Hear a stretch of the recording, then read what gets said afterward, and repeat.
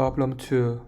It is suggested that the following functions of V may represent an autocorrelation function of a wide-sense stationary stochastic process by setting V equals torque, or a spectral density function by setting V equals omega, or both. Which functions Fv may represent either or both? Explain your answers. Before see the functions, let's recall some property. If R torque is an autocorrelation function of a real wide-sense stationary stochastic process xt, then it is even and R torque is smaller or equal to R0, and its Fourier transform is non-negative. If S omega is a power spectrum of a wide-sense stationary process xt, then it is non-negative.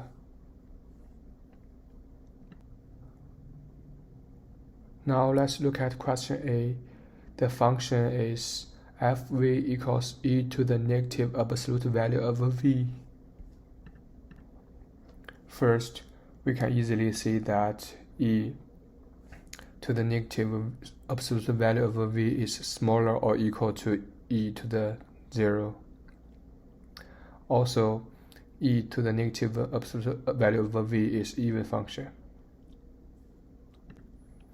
Then let's check the non-negative property. E to the negative absolute value of V equals 2 alpha on the top of alpha square plus omega square. So it is clearly that this function is non-negative. So we can see that this function may represent an autocorrelation function. To check the power spectrum, it's easy to see that e to the negative absolute value of omega is larger or equal to 0, so it may represent a power spectrum. Question B. The function is Fv equals sin square V on top of V square.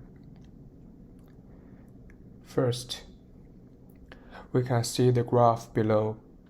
This graph clearly shows that this function is an even function, and it is non-negative.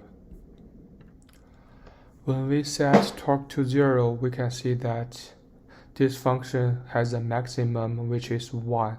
So we can always see from this graph that sin square torque on top of torque square is always less or equal to the limit torque to 0 with sin square torque on top of torque square.